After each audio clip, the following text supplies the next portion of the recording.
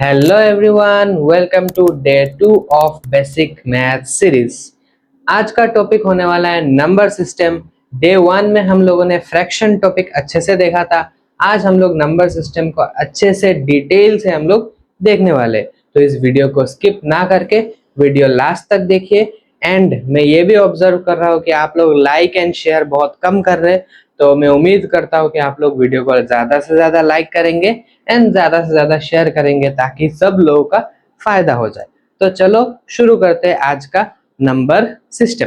ठीक है, तो यहाँ पे देखो, दुनिया में जितना भी नंबर्स है उन सभी नंबर्स को हम लोग 2 टाइप्स में डिवाइड कर सकते हैं। ठीक है, नंबर्स NOS का मतलब है नंबर्स। तो दुनिया में जितना भी नंबर्स है, मैंने क्या कहा कि 2 टाइप्स में हम लोग उसको डिवाइड कर सकते हैं। तो कौन सा टाइप है? एक है रियल नंबर्स एंड दूसरा है इमेजिनरी नंबर। इस इमेजिनरी नंबर को हम लोग कॉम्प्लेक्स नंबर के फॉर्म में भी जानते हैं। ठीक है, इस इमेजिनरी नंबर को हम लोग किस फॉर्म में जानते हैं? Complex number. ठीक है, अब ये जो imaginary number and complex number, ये दोनों चीजें सेम है। ये एडवांस मैथ्स क्लास 9 या 10 किसी एक बुक में है, तो ये एडवांस मैथ्स का पोर्शन है। लेकिन मैं थोड़ा सा बताना चाहता हूँ, इमेजिनरी नंबर क्या होता है। जिस भी नंबर पे ऐसा आयोटा एक है, इसको हम लोग बोलते हैं आयोटा। क्या बोलते हैं? आयोटा। इसका फॉर्म क्या होता है? a plus i b. जिस भी नंबर का form a plus i b में दिखेगा, तब समझ जाना कि वो एक इमेजिनरी नंबर है। इसको कैसे लिखते हैं? Example 3 plus 2i, so this is an imaginary number. अब आते हैं हमारे रियल नंबर पे। रियल नंबर क्लास 9 10, इसमें बहुत अच्छे से फर्स्ट चैप्टर ही रियल नंबर्स का होता है। ठीक है, तो हमें अच्छे से पढ़ना होता है। तो रियल नंबर क्या है? रियल नंबर बेसिकली जो इमेजिनरी नंबर्स नहीं है, बाकी जो नंबर्स इमेजिनरी के अलावा जितने भी नंबर्स है वो सभी क्या होता है? रियल नंबर्स होता है। जैसे फ्रैक्शन हो गया, पॉइंट हो गया, किसी भी 5.4 हो गया, 2.3 हो गया, -2 हो गया, +2 हो गया, 0 हो गया, 2.33 रिपीटिंग नंबर्स, ये सभी नंबर्स किस में आते? रियल नंबर्स में। फिर रियल नंबर्स को डिवाइड किया गया 2 पार्ट्स में। एक है रेशनल नंबर एंड दूसरा है इरेशनल नंबर। सो आप लोगों को शायद पता ही होगा, ये बेसिक मैथ्स का क्लास है, तो ऑब्वियसली कुछ कुछ चीजें आप लोगों को ऑलरेडी पता होगा। तो इस वीडियो को अभी पॉज करेंगे और नीचे रेशनल नंबर का डेफिनेशन लिखेंगे, उसके बाद आगे देखेंगे।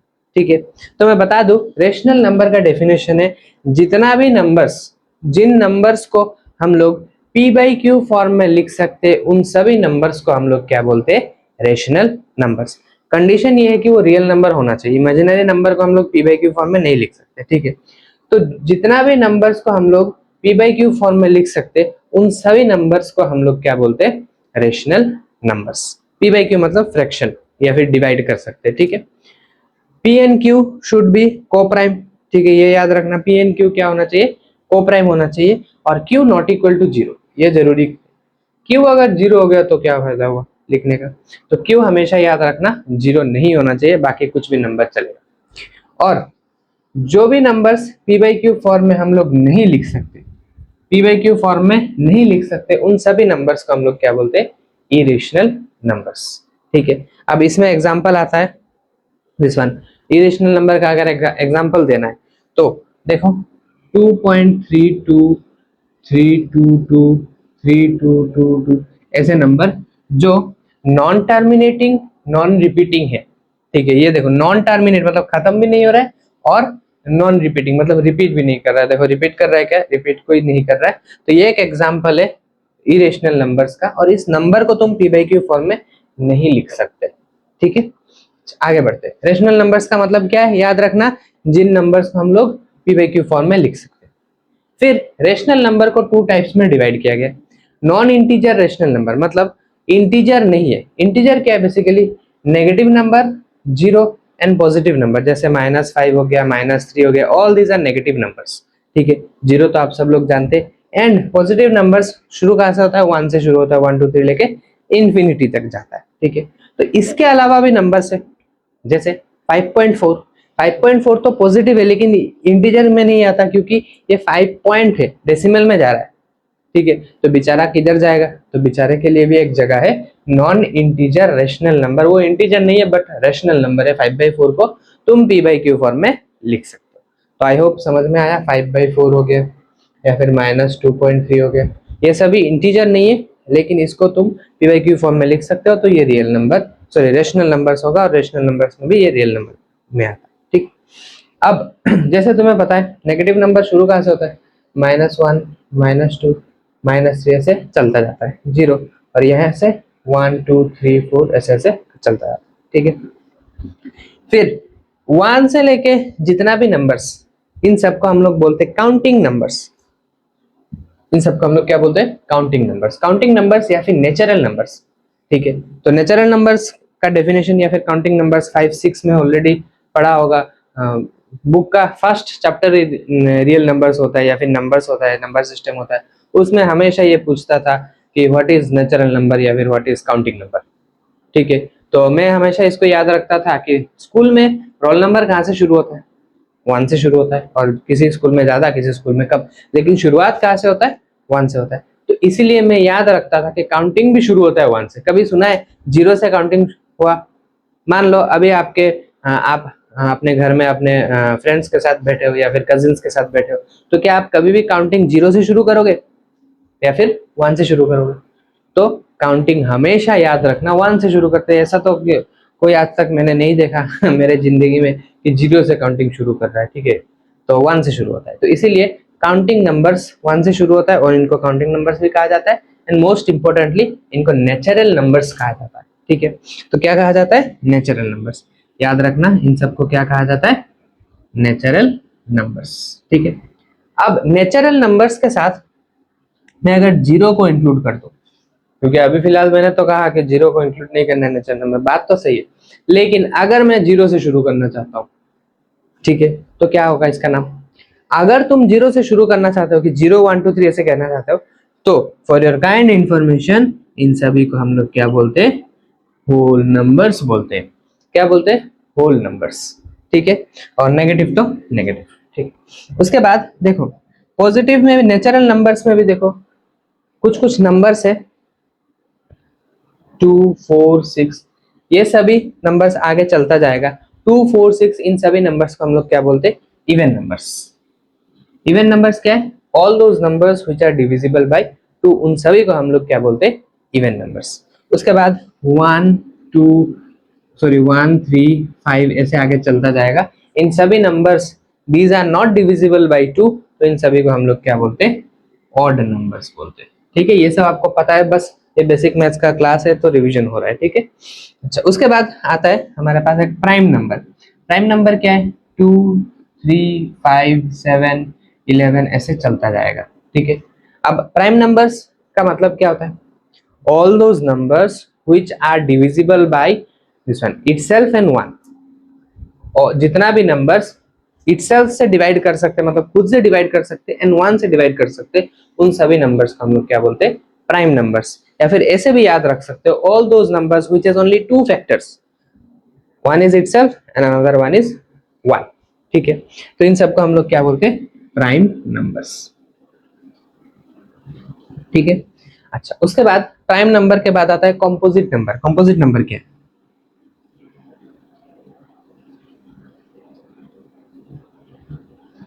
कंपोजिट नंबर, तो जितना भी नंबर्स, ये सब नेचुरल नंबर में बात कर रहा हूँ, ठीक है, कंफ्यूज मत हो जाना, ये सब नेचुरल नंबर के अंडर ही सब होता है। तो जितना भी नंबर्स का फैक्टर्स 3 होता है या फिर 3 से ज्यादा, all those numbers which has minimum 3 और more than 3 factors are known as composite numbers. ये आपके कॉपी में आप लोग डेफिनेशन को लिख के रख सकते हो। ठीक है, तो एग्जांपल के लिए मैं देता हूँ, चलो 4। ठीक है, 4 एक नंबर है, तो इसका कितना फैक्टर्स हो सकता है, सोचो एक बार। 1 से तो 4 डिवाइड होगा, ठीक है, उसके बाद 2 से भी डिवाइड होगा क्योंकि 2 टाइम्स, उसके बाद 4 से खुद, 4 1 जा 4, तो इसके कितना फैक्टर्स है, 3 फैक्टर्स है। तो 3 फैक्टर्स हुआ, तो इसको हम लोग किस में रखेंगे, कंपोजिट नंबर्स में रखेंगे। ठीक है, उसके बाद और एक डाउट आता है, को प्राइम क्या होता है। जैसे मैंने यहाँ पे थोड़ी देर पहले यूज किया था कि पी एंड क्यू आर को प्राइम। को प्राइम और प्राइम से कुछ लेना देना नहीं है, प्राइम वो अलग है, को प्राइम नाम प्राइम आया है लेकिन वो अलग है। को प्राइम का मतलब क्या होता है, को प्राइम का मतलब होता है कि किसी भी दो नंबर के बीच में हाईएस्ट कॉमन फैक्टर या फिर सिर्फ कॉमन फैक्टर क्या होना चाहिए, 1 होना चाहिए। प्राइम नंबर होना जरूरी नहीं है। जैसे एग्जांपल, मान लो मेरे पास है 4 एंड 5, ठीक है, 4 एंड 5, 4 एंड 5 के बीच में कॉमन फैक्टर क्या आ सकता है? कुछ आएगा क्या? नहीं आएगा। या फिर हाईएस्ट कॉमन फैक्टर भी निकालेंगे तो भी कुछ नहीं आएगा, लेकिन 1 तो आ सकता है क्योंकि दोनों नंबर को 1 से डिवाइड कर सकते हैं। तो इस हिसाब से 4 एंड 5 आर को प्राइम। एंड को प्राइम हमेशा याद रखना, इट बिटवीन टू नंबर्स होता है, अकेला कुछ नहीं होता, ठीक है। एग्जाम्पल और दे सकता हूँ, मान लो मैं 16 और 15, देखो 16 एंड 15 ये दोनों क्या है? एक इवन नंबर है, एक ऑड नंबर है, ये कंपोजिट नंबर भी है, लेकिन आपस में ये दोनों के पास कोई कॉमन फैक्टर नहीं है, तब 1 कॉमन फैक्टर होगा। एंड इसको हम लोग क्या कह सकते हैं? को प्राइम नंबर्स। आई होप आप लोगों को समझ में आया होगा, और मैं बहुत बेसिक से जा रहा हूँ। व्हाई? बिकॉज ये बेसिक मैथ्स का क्लास है, इसमें कुछ चीजें आपको पता भी होगा और आप इस चीज को रिवाइज भी कर रहे हो, ठीक है। तो हम लोगों ने नंबर सिस्टम के बारे में बेसिक पूरा जान लिया। अब हम आगे बढ़ते और बढ़ के कुछ क्वेश्चंस प्रैक्टिस करते जो क्लास 9 एंड 10 में तो ऑब्वियसली इंपॉर्टेंट है, एंड लोअर क्लासेस में भी ये पूछा जाता है, ठीक है। अब मैंने यहाँ पे क्वेश्चन लिया, फाइंड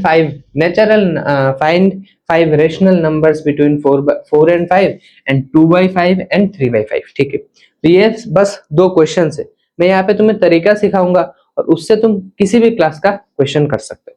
कुछ टीचर्स इस तरह के क्वेश्चंस में बोलते हैं कि नहीं मेरा ही मेथड फॉलो करो, तो ऐसा कोई फिक्स नहीं है। अगर तुम्हारा मेथड सही है, तुम उस चीज को करेक्टली कर रहे हो, तो कोई सा भी मेथड हो तुम्हें मार्क मिलना चाहिए, ये तुम्हारा हक है, तुमसे ये कोई भी छीन नहीं सकता।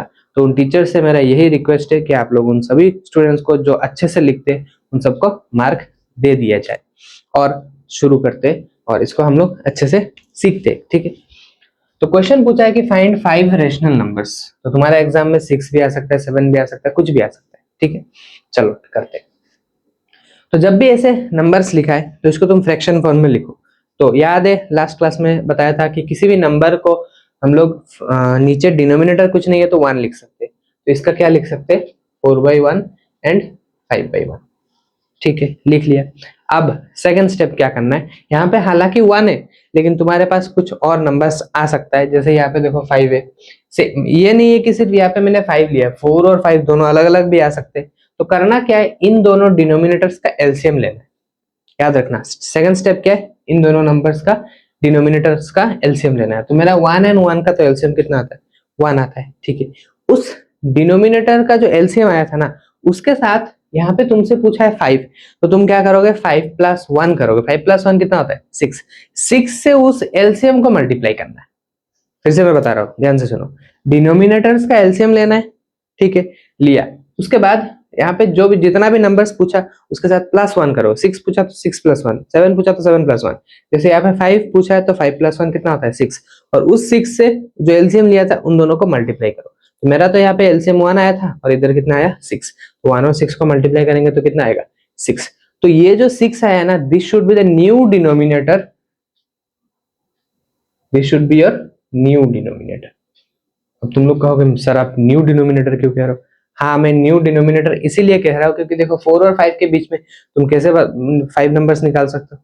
तो निकालने के लिए उस चीज को थोड़ा सा जूम करना पड़ता है। जूम जो 5x 10x जूम करते हैं, जूम करने से नंबर्स और ज्यादा निकलते हैं। तो यहाँ पे देखो 4/1 एंड 5/1 था, अब मैंने डिनोमिनेटर 6 कर दिया, तो तुम्हें बीच में 5 नंबर्स मिलने का चांसेस बढ़ जाता है, या फिर यहाँ पे मिलता ही है, ठीक है। ये टेक्निक है।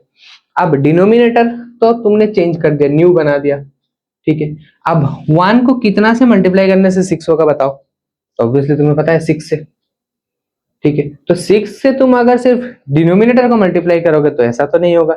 जब डिनोमिनेटर को करते हो तो ऊपर भी करना पड़ता है, ठीक है, ये जरूरी है। तो 5 × 6, 5 × 6 कितना होता है? 30। यहाँ पे भी सेम 1 × 6, क्यों? बिकॉज न्यू डिनोमिनेटर में मुझे जाना है। और यहाँ पे 4 × 6, 6 4 कितना होता है? 24। तो देखो यहाँ पे 24/6 एंड 30/6। तो देखो मुझे मिल गया 5 नंबर इन दोनों के बीच में। कैसे? 25/6, नेक्स्ट नंबर क्या होगा? 25/6। उसके बाद 26/6, 27/6, 28/6, 29/6। तो देखो 5 नंबर मिल गया। क्वेश्चन में भी पूछा सेम चीज, तो चलो लिखते हैं। Therefore 5 rational numbers between 4 and 5 are 25/6, 26/6, 27/6, 28/6, 29/6। अब 30/6 नहीं लिखना क्योंकि बिटवीन वर्ड का मतलब होता है कि बीच में। ठीक है, तो तरीका सीख लिया। पहले क्या करना है, डिनोमिनेटर्स का एलसीएम लेना है और उसके बाद मल्टीप्लाई करना है जितना भी पूछा है +1 से, और फिर न्यू डिनोमिनेटर बन जाएगा। और न्यू डिनोमिनेटर बन गया तो तुम आगे इस प्रोसेस को कंटिन्यू कर सकते हो। ये फॉर्मूला तुम किसी भी सवाल में लगाओ, 100% तुम्हारा आंसर सही होगा। और इसमें तरीका भी ये गलत नहीं है, तुम लोग इसको 100% फॉलो कर सकते हो। चलो आओ नेक्स्ट क्वेश्चन में देखते हैं। यहाँ पे देखो 2/5 एंड 3/5। ठीक है,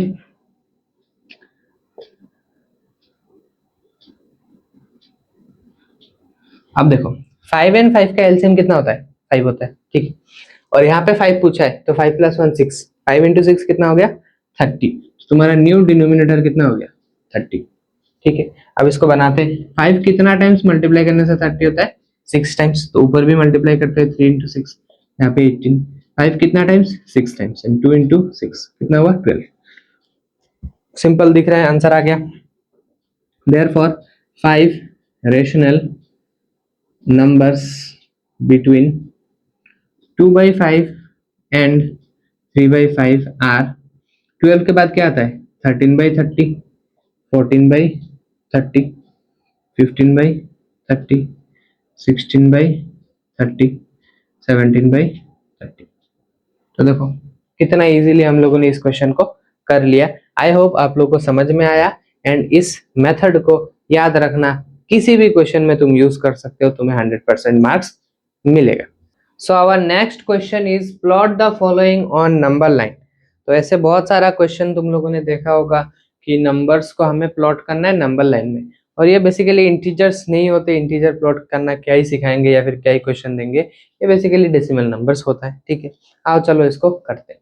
तो नंबर 1 है 0.6। ठीक है, तो तुम्हें पहले आइडेंटिफाई करना पड़ेगा ये 0.6 कहाँ पे लाई करता है। तो 0.6 तुम्हारे इंफॉर्मेशन के लिए मैं बता दूं, 0 और 1 के बीच में लाई करता है, क्योंकि 1 अगर क्रॉस कर देगा तो 1.1 1.2 हो जाता है, और 0 उधर उस तरफ नहीं जाएगा। 0.6 मतलब 0.5 के बाद आता है।